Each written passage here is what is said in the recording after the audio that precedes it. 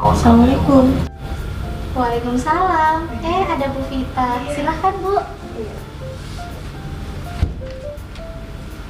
Bu Eka ada waktu atau tidak, Bu? Ada Bu, silahkan. Pengen ngobrol, Bu. Kayaknya kita pengen apa ya? Diskusi sesuatu. Ada rasa yang lagi nggak enak banget, Bu. Alhamdulillah kalau Bu Vita mau cerita. Iya, Bu. Saya pengen mengeluarkan unek-unek saya, Bu, ke Bu Eka, Bu. Wah, senang sekali saya bisa berkesempatan mendengarkan cerita Bu Novita. Mudah-mudahan Bu Novita percaya ya dengan saya. Lalu apa yang akan kita capai dalam diskusi kita pada hari ini? Itu, Bu, saya berharap ketika saya bercerita ke Bu Eka, saya menemukan solusi dan hati saya menjadi lega, Bu. Dari kemarin itu saya memang melihat Bu Vita itu seperti ada yang sedang dirasakan.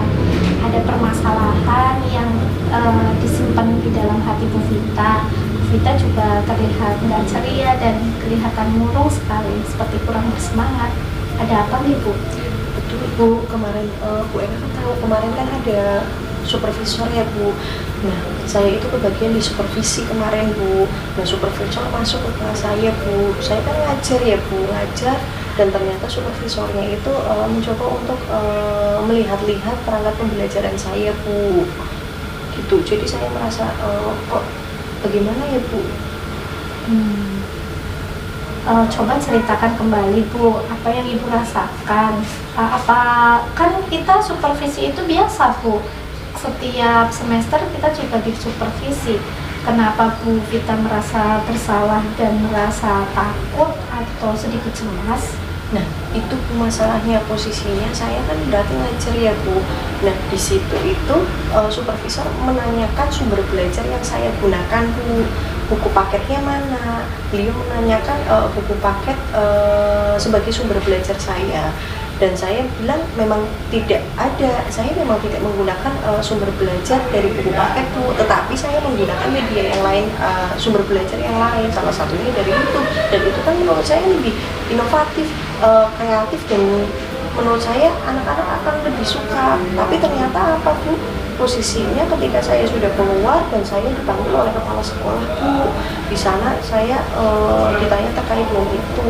Jadi supervisor itu tuh mengadukan itu ke kepala sekolah, Bu. Nah, dari hal-hal yang sudah diceritakan oleh Bu Novita terkait dengan kecemasan dan hal yang dirasakan oleh Bu Vita, yaitu kesalahpahaman ya barangkali di sini terkait dengan penggunaan buku teks.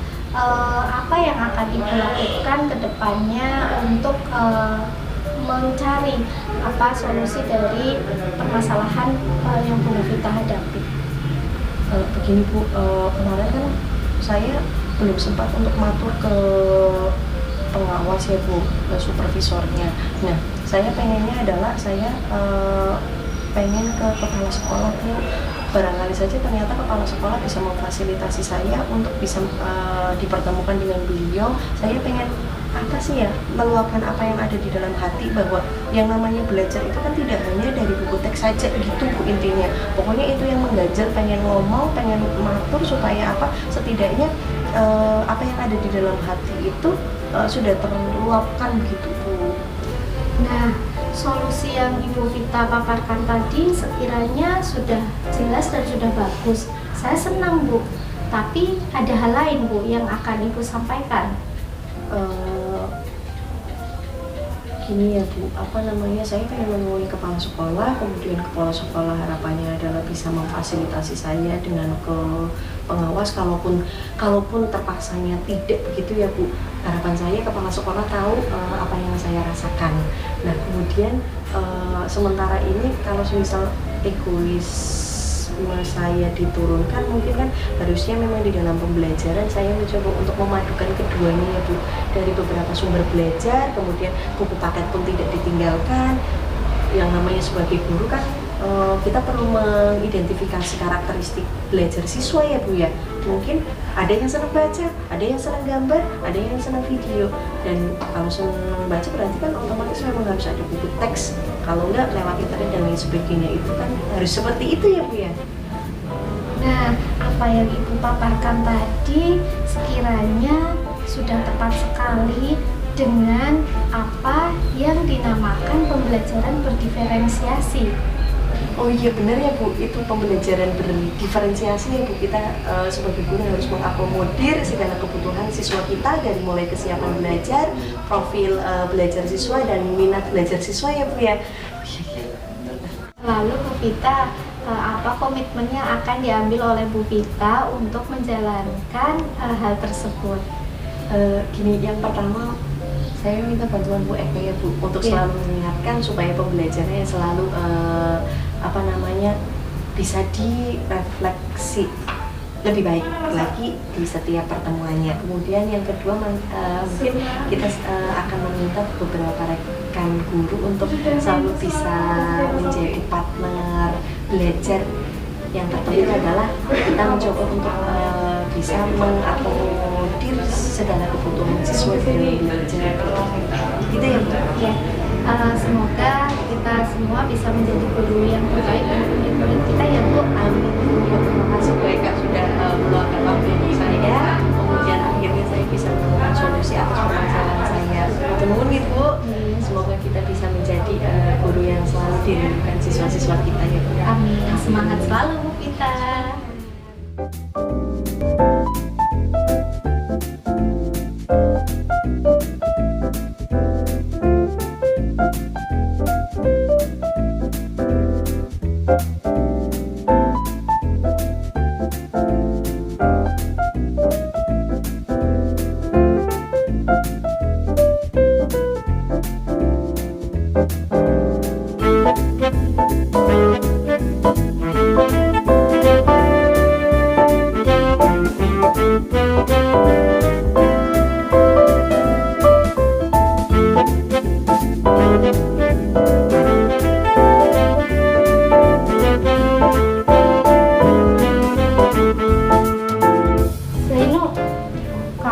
Buat janji dengan Ibu. Iya Bu. Ada yang ingin kamu sampaikan? Sebenarnya saya mau bercerita sama Ibu, cuman saya masih menunggu waktu tepat Bu. Kira-kira sekarang Ibu bisa nggak cerita saya? Iya sih, dari kemarin Ibu lihat-lihat kamu memang agak murung dan kurang bersemangat dalam mengikuti pembelajaran. Ada apa sih Zainu? Apa yang kamu rasakan? Jadi begini Bu, saya belakangan ini merasa sedih dan juga kecewa Bu. Nah, dari apa yang akan kita obrolkan pada pagi hari ini, apa sih yang akan kamu capai? Dari obrolan saya dengan keluarga hari ini, saya berharap saya bisa menemukan solusi untuk permasalahan yang sedang saya hadapi Bu. Jika kamu berkenan, kamu kan tadi mau bercerita dengan Ibu. Coba ceritakan permasalahan apa yang sedang kamu hadapi dan apa yang sedang kamu rasakan. Jadi begini Bu, kemarin saya mengajukan rancangan program kerja kepada ketua OSIS, tapi ditolak Bu. Padahal Ahmad itu, si ketua OSIS ini teman saya Bu, akrab banget dari SMP. Dia marah-marah. Mungkin rancangan program kerja yang saya ajukan kurang sesuai Bu. Dari permasalahan yang sudah kamu paparkan tadi, Ibu tahu apa yang menjadi beban dalam pikiran kamu dan kenapa kamu merasa kecewa dan kamu merasa sedih. Jadi, apakah kamu sudah melakukan langkah-langkah untuk mengatasi problem atau permasalahan yang kamu hadapi ini? Jadi kemarin saya sudah menemui Ahmad, Bu. Saya sudah menanyakan lagi terkait program kerja saya, tapi sepertinya dia masih marah, Bu. Nah, kedepannya saya mau ketemu dia lagi. Saya berencana untuk menanyakan sama dia kira-kira apa sih kurangnya program kerja saya, dan mungkin saya juga akan bertanya apakah ada yang kurang berkenan di hati dia sehingga program kerja yang saya ajukan ditolak. Dan yang terakhir, saya mau meminta maaf kepada Ahmad apabila saya pernah melukai hatinya sehingga mungkin dia merasa tidak nyaman dengan saya. Tadi langkah-langkah yang kamu jelaskan kepada ibu, kamu paparkan kepada ibu sudah jelas sekali. Tapi ada satu yang menurut ibu menjadi pertanyaan besar. Kenapa kamu harus minta maaf? Untuk hal itu sebenarnya saya juga sebelumnya sudah merasakan, Bu. Mungkin waktu saya menyampaikan rancangan program kerja saya, dia itu sedang ada urusan yang lain, Bu. Soalnya ibunya kan habis melahirkan. Jadi dia pasti sibuk, Bu, mengurusi adik barunya, juga membantu ibunya. Baiklah Zainu, tadi ibu kan sudah mendengarkan seluruh cerita kamu dengan baik. Sekali lagi ceritakan kronologi dan tadi yang sudah solusi-solusi alternatif, solusi-solusi yang akan kamu ambil agar bisa memperbaiki komunikasi kamu dengan Ahmad. Jadi begini ya, Bu, permasalahan saya kan karena komunikasi saya dengan Ahmad itu kurang baik karena saya tidak memperhatikan waktu dan kesibukan dia. Jadi langkah-langkah yang akan saya ambil ke depannya adalah yang pertama, saya akan menemui dia lagi, dan sebelum saya membahas tentang rancangan program kerja saya ingin meminta maaf terlebih dahulu karena mungkin tindakan saya yang mengganggu kesibukannya dia, memecah konsentrasi dia, sangat mengganggu dan tidak nyaman. Saya ingin memperbaiki hubungan saya dengan dia juga supaya persahabatan kami tidak putus sampai di sini saja. Lalu setelah saya meminta maaf, saya akan kembali membicarakan tentang program kerja saya yang sebelumnya sudah saya perbaiki terlebih dahulu dan mungkin akan bisa diterima atau di-ACC seperti itu, Bu. Wah, solusi dari kamu itu sudah tepat sekali dan bagus sekali. Ibu apresiasi kamu bisa membuat solusi atas permasalahan kamu dengan baik. Semoga kedepannya kamu bisa lebih memanage diri kamu untuk menyesuaikan diri kamu dengan keadaan yang sedang terjadi, begitu ya. Jadi tidak ada miskomunikasi antara kamu dengan sahabat kamu, yaitu Ahmad. Nah, dari apa yang sudah kamu paparkan tadi untuk menjalankan komitmen kamu terkait dengan permasalahan kamu ini, bagaimanakah? Jadi setelah ini saya juga mungkin akan bercerita dengan pembina OSIS. Barangkali beliau bisa memediasi kami dalam menyelesaikan masalah ini, Bu. Ide kamu bagus sekali, ibu suka sekali terhadap pemikiran kamu. Nah, kamu kan tadi sudah memaparkan ini, ibu ingin persahabatan kamu dengan Ahmad terjalin lagi dengan baik sehingga tidak ada miskomunikasi. Sama ya, terhadap teman-teman kamu yang lain juga sama. Kamu harus menjalin relasi dengan baik. Semoga kedepannya kamu juga bisa menjalankan tugas dengan baik ya Kak ya, bisa mengerjakan program kerja kamu dengan baik, dan juga selalu komunikasi dengan Ahmad selaku ketua OSIS. Jangan lupa berkoordinasi juga dengan Bu Iis selaku pembina OSIS. Ya, semangat selalu ya Kak, tetap positif think dan selalu kreatif dalam melangkah. Terima kasih banyak, Bu, sudah mendengarkan cerita saya, dan sekali lagi saya mohon maaf apabila saya melakukan kesalahan dan mengganggu waktu Ibu untuk mendengarkan saya bercerita. Terima kasih, Bu, sekali lagi. Sama-sama Kak, berarti kamu sekarang sudah lega dan sudah bisa melaksanakan aktivitas kamu dengan cerah ceria ya. Iya, Oke Bu. ya, semangat Kak.